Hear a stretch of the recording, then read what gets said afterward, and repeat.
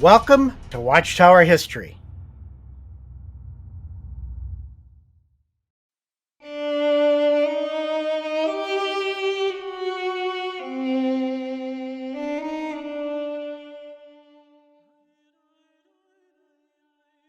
We mentioned this earlier, where Detlef Garbe tries to shed doubt on Penton's Jehovah's Witnesses and the Third Reich. And we talked about reasons why we disagreed with this particular assessment.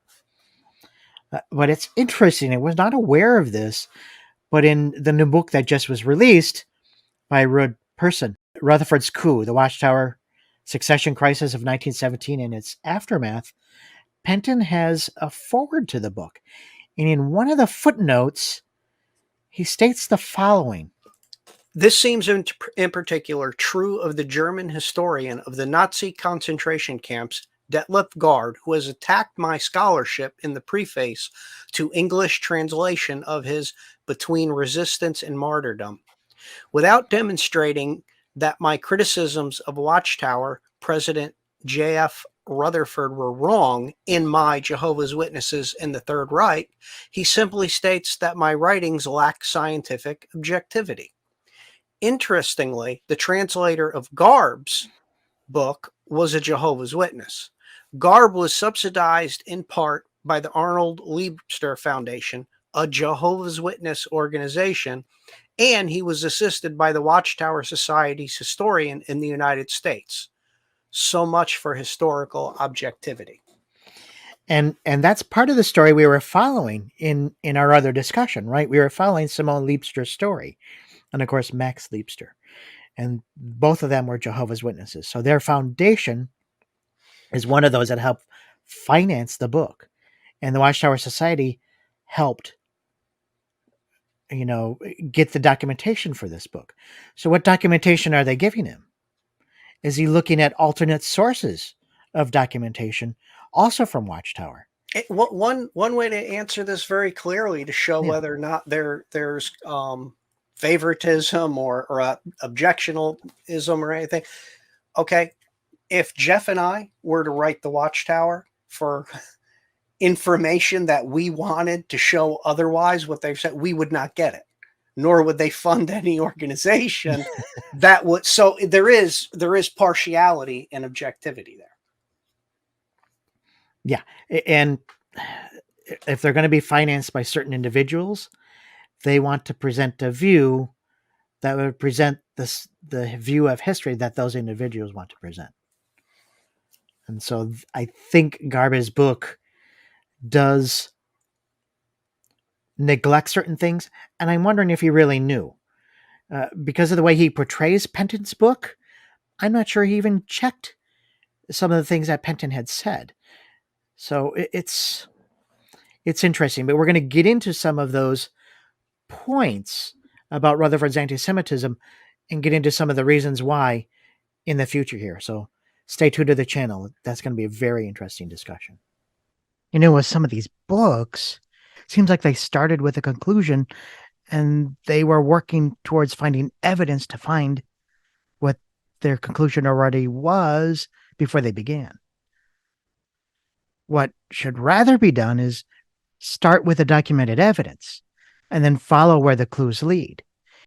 It might take you to things that others have found before, but it might open up entirely new avenues. You might find something new just by following the trail of evidence. Throw everything out you knew before and start fresh. Where does the documentation take you? As I've said many times before on the channel, I'm a skeptical person. If someone tells me something or I read something, I don't believe it at first. I go and I find the documentation. I follow where it leads rather than starting with the conclusion and then trying to find something that gets me to that conclusion. I try and follow where the documentation leads me. And that has made all the difference.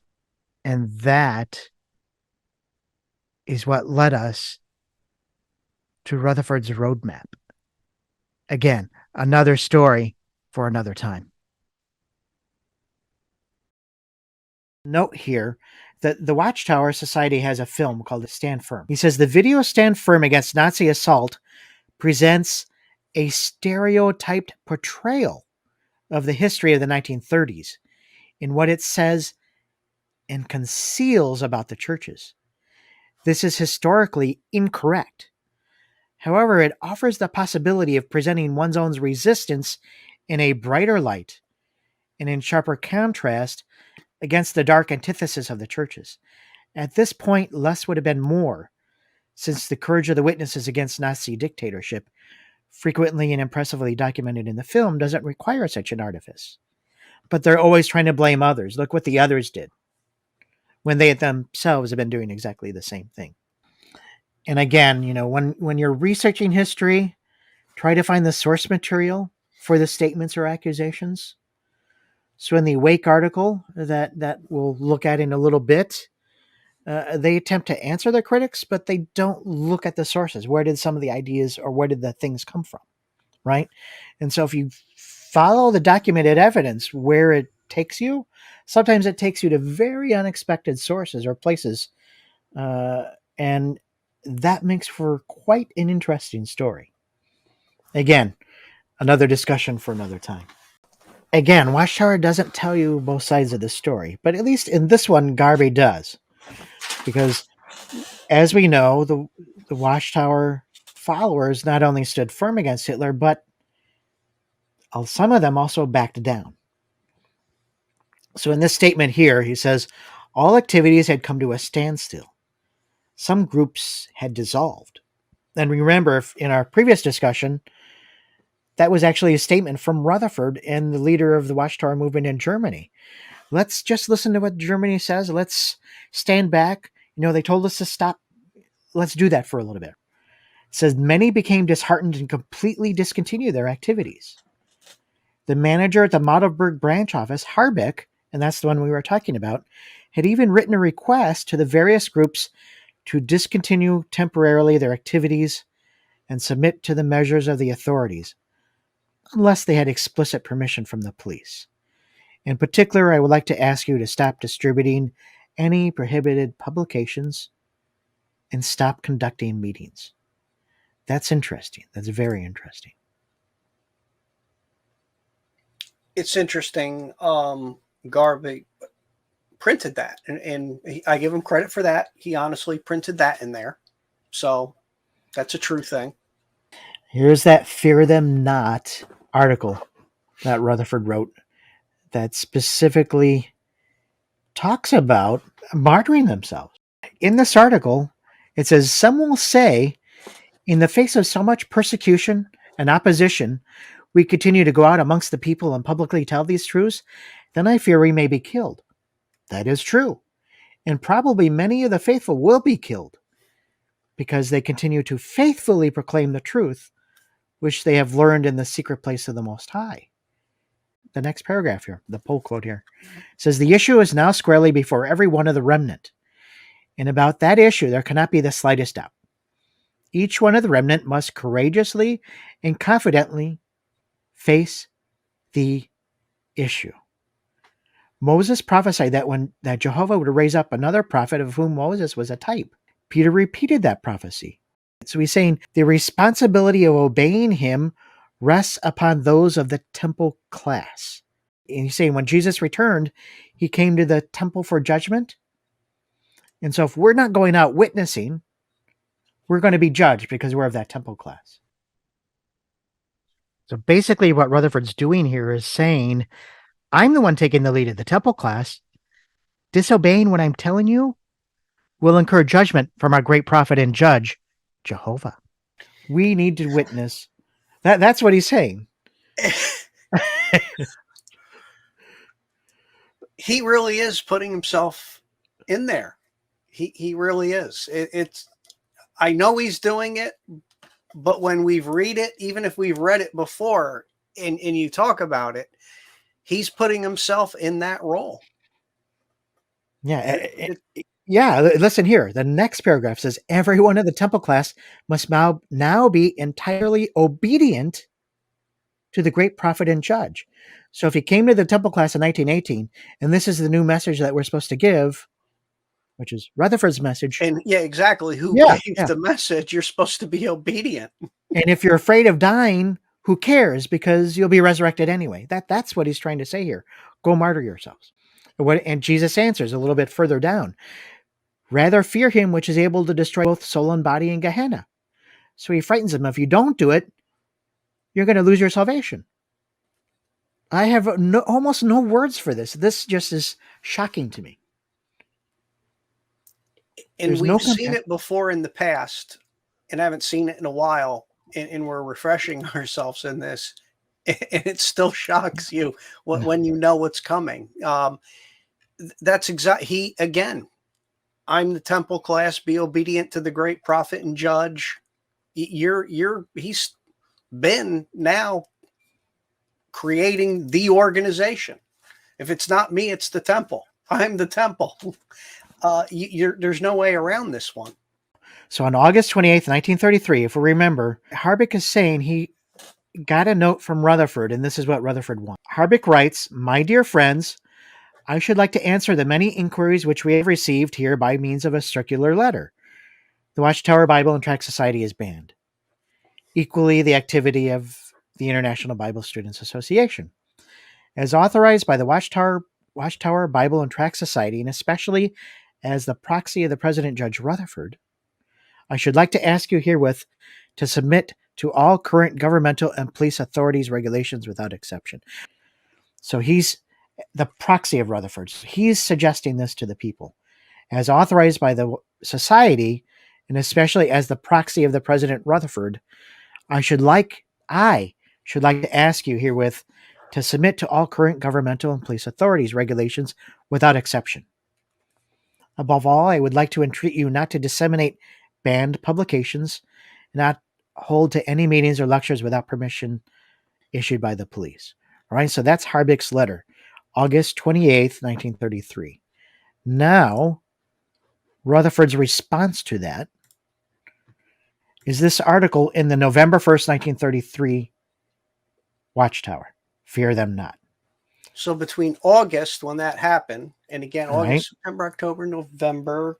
Yeah, let's not even count August because it was the 28th. Let's go September, October. Yep. It made it to print and the press and distribution in less than 2 months. So that was a quick response. Yeah. To Harbeck's ideas. And what were Harbeck's ideas? Don't get yourself in a situation that could get you hurt. And then, as you just read, what Rutherford said to do is basically be a martyr. Expect persecution. Put yourself out there. So, not everybody thought like Rutherford again, but he won. Even better, he did that article. Then a couple months later, this article is written in response to what Harbeck wrote. But remember, Harbeck is saying he wrote what he said because of what Rutherford wrote. Mm-hmm. Now let's look at the 1974 yearbook. So the 1974 yearbook tries to put a little different spin on this. Rutherford writes Harbeck a letter, and he says, "I have little hope that we will get anything at all from the German government. I am of the opinion that this wing of Satan's organization will continue to oppress our people until the Lord intervenes." And you read that statement, the Lord intervenes. Now we're talking, he already became Israel, more or less at this point. Yeah, the replacement theology. He's taking all those prophecies and applying it to Watchtower. So now he's saying this is going to until the Lord intervenes. He's expecting the intervention from heaven to save them, just like the Bible says applies it to the Jewish people, the Jewish nation.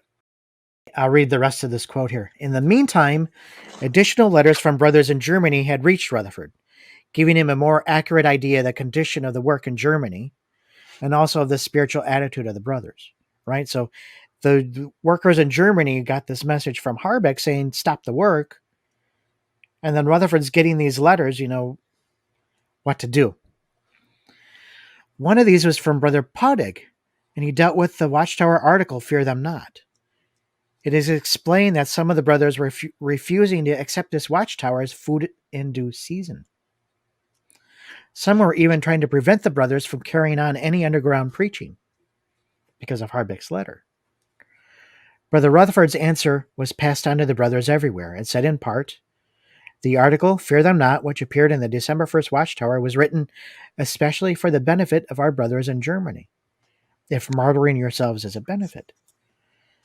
Oh, it doesn't say that, but it is surprising that any of the brothers would oppose those interested in finding opportunities to bear witness to the Lord. The above-mentioned article applies to Germany just as much as it does to any other part of the earth. It especially applies to the remnant, wherever the individual members happen to be. This means that neither literature servant, the service director, the harvest work leader, nor anyone else has the right to tell you what to do or to refuse to provide you with such literature as is available. Your activity in the service of the Lord is not illegal for you to do it in obedience to the Lord's command. So what I'm getting from this too on top of it is in 1974, they were praising Rutherford for telling them to do this. Yeah. So they were actually proud of their actions in this. Yeah. That's the stance that they're taking. Wow. Yeah. Wow. Exactly. So there's more. After the Fear Them Not article was written, the Watchtower manager wrote Hitler directly, asking about 3 Watchtower followers. And this is the actual letter. This is Dollinger. He ends the letter with the explicit assurance of my deepest respect and admiration, I send you my heartfelt thanks in advance. That's an indirect way of saying Heil Hitler, by the way. Under his signature appeared this title, General Manager of the International Bible Students Association. So why, again, he's saying Heil Hitler basically in a letter form. And this is before it was a thing they were not going to do. And there are other letters by Dillinger where he signs exactly the same way. So because and look at I don't know if you noticed this part here on that when we went over it and whatnot. He's referring back to Bible students' writings, a journal published in 23, discontinued in 25 for lack of readers. After 1923, he no longer had any contact with the connections with the Bible student movement. They expelled him. Yeah, he's basically throwing a ex-Bible student under the bus, and we'll get to his story shortly. I'm looking, there was some sort of report. If this was written to Germany, this seems like a whole apology letter. Yeah. And no, beyond what you're thinking. Okay, go ahead. And the only specific incident that decree wrongly mentions is that of Paul Press versus Warburton, however you say that. This report has been made in error. The report of Polish President and Warburton is submitted on the assumption that the incident in question applies to Bible Student Association. The error was later discovered. Now it goes to the undersigned Harbeck, presented themselves to police at headquarters. The discussion took place with the files being consulted by the head of the political department. Here it was found. Okay. The incident part of the which finally led to the ban, and that certain Edward Watchwell from Barman would made hateful attacks on the right. So it looks like they're apologizing for someone they disfellowshipped, more than likely not for making hateful attacks on the Reich on May 31st and was arrested. They're saying to Hitler, to the Nazis, he was a Bible student, but separated in 23, and whose main task was to fight the Bible student. His journal was discontinued for lack of readers. So they're blaming the problem on the other guy. Yeah. Yeah. Yeah. Did you get that? No, I didn't, but no, that is good. They're I'm reading this and I'm saying, they're not saying this, are they? Wow. You wanted to show it for one thing. It's even worse what it was. So they're blaming it on somebody else. Oh man! Oh, this I never saw Al Jolson. Oh man! Oh, that is too funny. All right, so here's the story. Penton says, briefly stated, what happened was this. A former Bible student was arrested in the German city on May 31st and sent to prison for strongly anti-Nazi statements. Right? So he's trying to stand firm before the Watchtower is standing firm. Right? Attacking their anti-Semitism and insulting Hitler. But Watchtower is not attacking anti-Semitism. Watchtower is putting anti-Semitism into their literature. It's saying it was the other guy who wasn't. I mean, it's just wow. So we disagree with his anti-Semitism. That's what they're saying. Wow. So Penton is saying that Watchtower scapegoated the guy, and they lied about him pretty much, because it says while Martin Harbeck was trying to negotiate the return of the Magdeburg Watchtower properties, he met with the police chief and pointed out that this Friends of Truth were no way associated. And in this letter, he's condemning in the strongest possible terms for what the witnesses were doing. So basically, they're trying to scapegoat the guy and blame him for the problems, for the anti-Nazi statement. Because he's gone, so they can blame somebody else. Yeah. Which is... Go after him, don't go after us. Yeah. He's criticizing your anti-Semitic statements. We're not going to do that. Right? And think about, what did Rutherford do in 1933 in his letter to Hitler? Right? He sided. He sided with, we agree with you on. Yeah. And we'll get to that in a little bit in this discussion. We'll look at that declaration of fact. Sorry, this was a surprise to each of us. Oh. We didn't expect this one. Okay. All right. Moving right along, I guess.